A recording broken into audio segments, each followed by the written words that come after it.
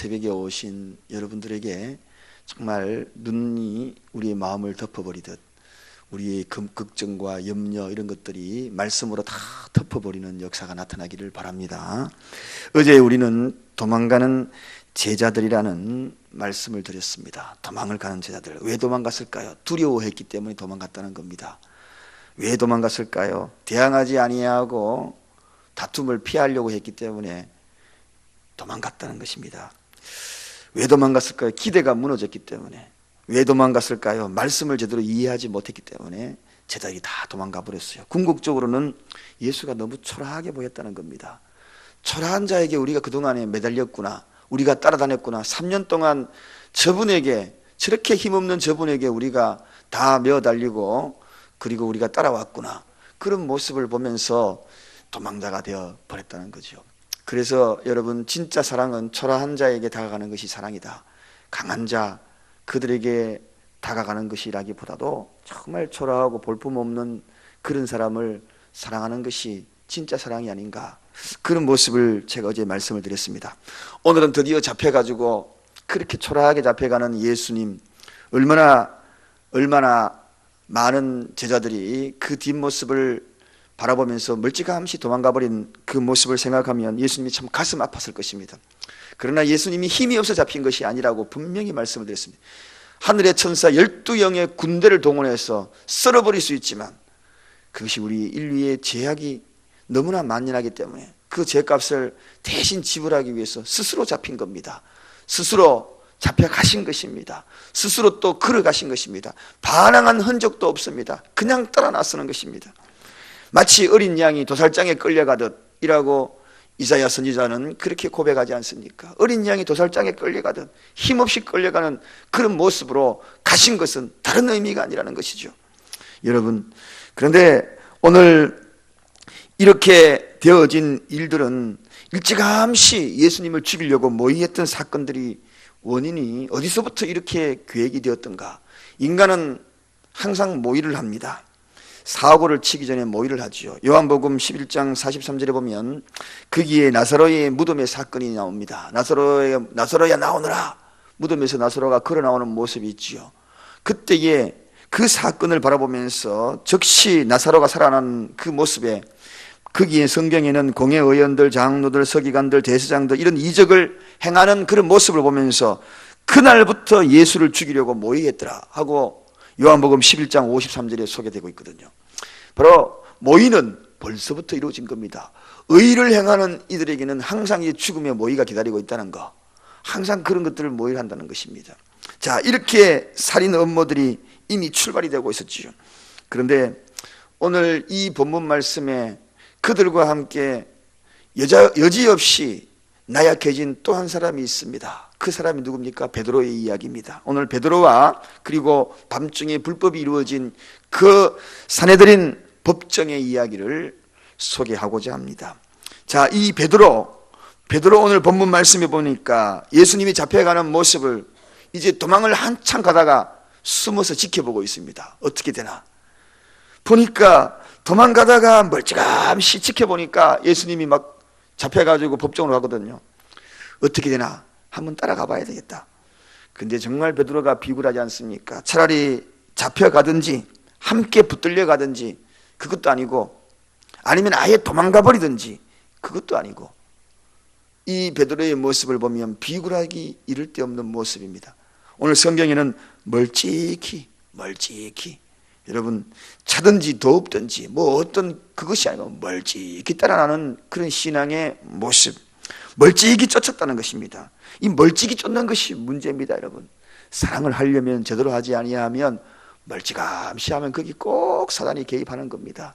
이왕 사랑할 바에야 뜨겁게 사랑하고 진심으로 사랑하고 신앙생활 이왕 할 바에야 제대로 믿어야지, 바로 믿어야지. 그렇지 아니하면 멀찌감치 가는, 오늘 베드로처럼 그러다가 그 여종 앞에 가가지고 비참하게 무너지지 않습니까? 여종이 당신 예수와 함께 있었던 사람 아닙니까? 그러니까 도무지 알지 못한다고. 아니 진짜잖아요. 3번이나 물어봤는데 마지막에는 뭐라고요? 저주하면서 누구를? 스승을, 누구를? 예수님을 저주하면서 떠나갔더라. 그렇게 소개하거든. 멀찌감치 가면 이렇게 됩니다. 멀찌감치 가면. 이것도 아니고 저것도 아닌 신앙. 우리는 늘 주님과 밀착이라는 단어 잊지 말아야 합니다. 밀착된 신앙. 어떻게 하면 주님과 밀착할까? 어떻게 하면 주님과 붙어 다닐까? 어떻게 하면 주님과 접붙임 받아서 떨어지지 아니할까? 그것이 우리의 삶이 돼요. 이것이 믿음 아니겠습니까? 오늘 한번 보십시오. 보편적인 신앙. 크리스천들이 860만인가 70만인가 제일 많다고 하지만 정말 다들 크리스천이랄까요? 생각이 드십니까? 멀찌감치 무늬만 크리스천이 아닌가? 그런 생각이 들어갈 때가 너무나 많은 현상을 보지 않습니까? 정말 그 정도 인원이 다 크리스천이라면 우리나라 대단한 일을 벌어집니다. 대단하지요. 의인 10명만 있어도 소돔과 고모라가 멸망하지 않는데 876만 명, 어마어마한 세상을 바꿀 겁니다. 이 세상이 뒤집어질 겁니다. 그 모두가 다 크리스천이라면 정말 세상이 뒤집어질 겁니다. 멀찌감치 오늘 우리는 이 멀찌감치 따라가는 베드로의 뒷모습이 내 모습이 되지 아니하도록 끊임없이 나를 처복종시켜. 이래서 안 되겠지. 아이고 내가 왜 멀찍이 가려고 그러나? 주님이 옷자락에 안 보이려고 그러네. 큰일 났다. 빨리 가야지. 내 생활, 기도 생활이 요즘 왜 그러지? 아이고 나는 이렇게 안 되는데. 내가 예배 생활이 왜 이러지? 하면서 자신을 빨리빨리 처복종시키면서 밀착.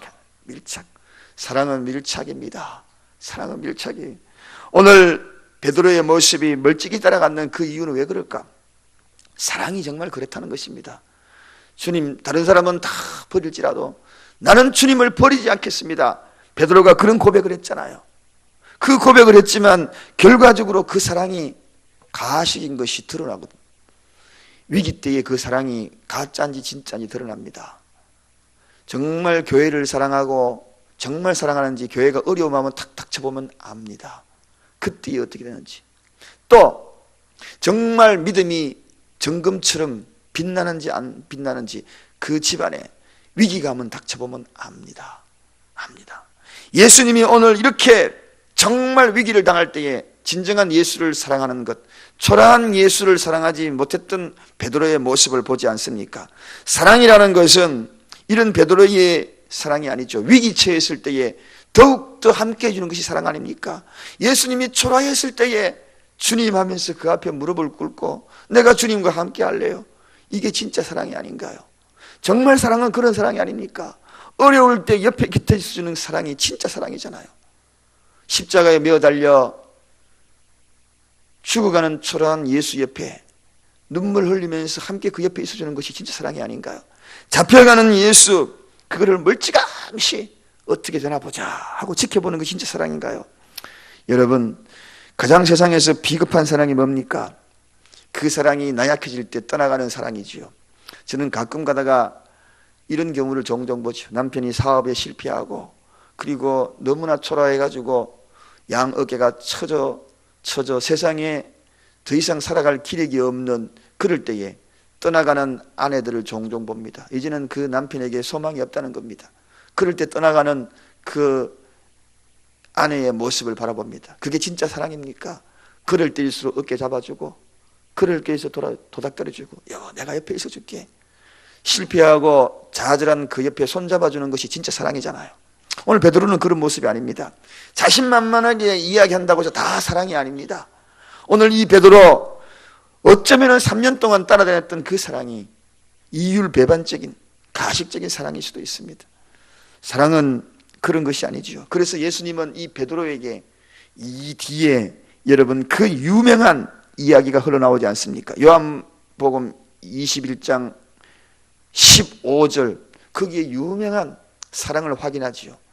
부활하셔가지고 예수님이 베드로에게 3번 확인합니다. 무엇을 확인합니까? 사랑을 확인하지요. 사랑을 하죠. 과거에 네가 버리고 갔던 그 사랑이냐?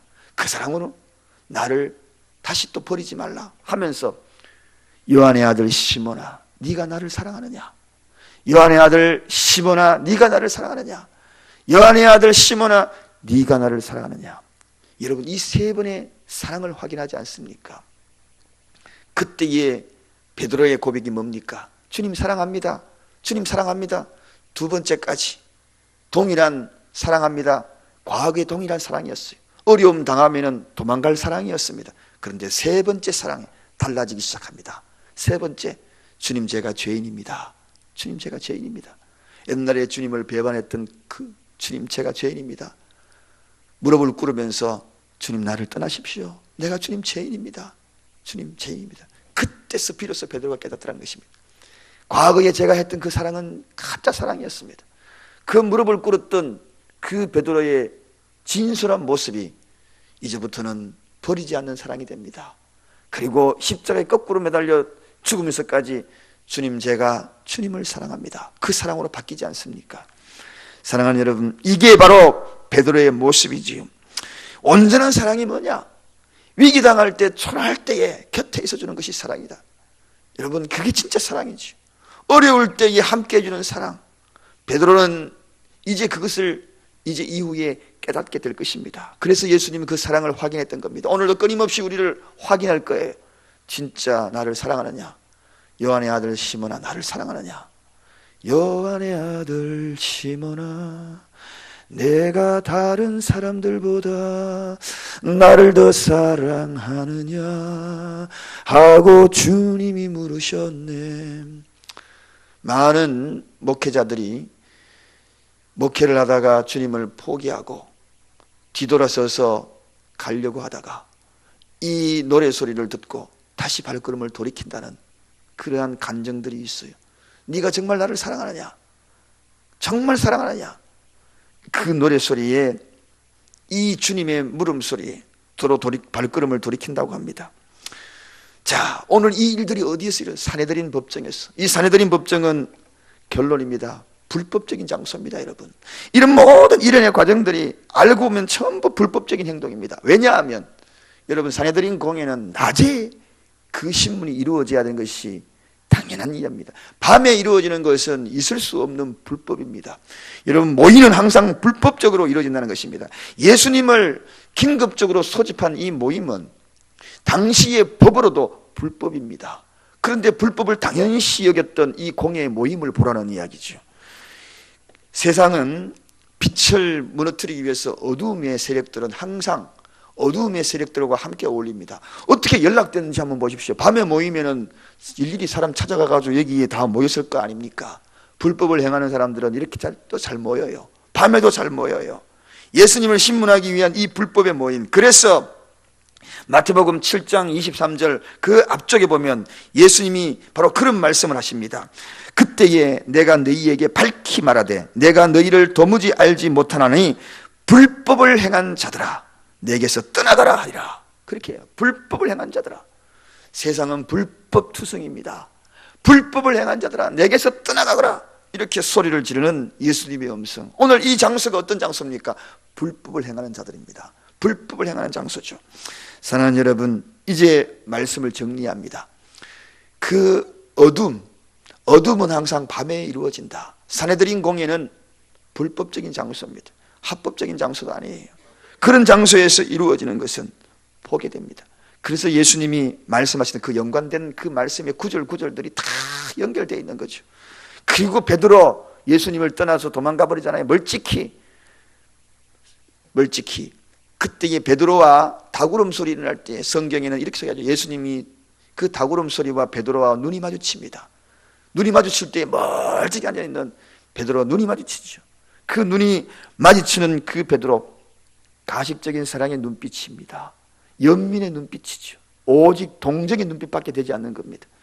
그리고 난 다음에 부활하셔가지고 다시 예수님이 사랑을 확인했던 것, 그 사랑은 붙어있는 겁니다. 함께하는 겁니다. 그래서 예수님이 뭐라고 이야기하는, 겟세마네 동산에서 하신 말씀 기억나시죠? 우리 일어나 함께 가자. 함께 가자. 함께 사랑을 요구했지만 떨어지는 사랑, 그런 사랑들이 인간의 사랑이 아닌가.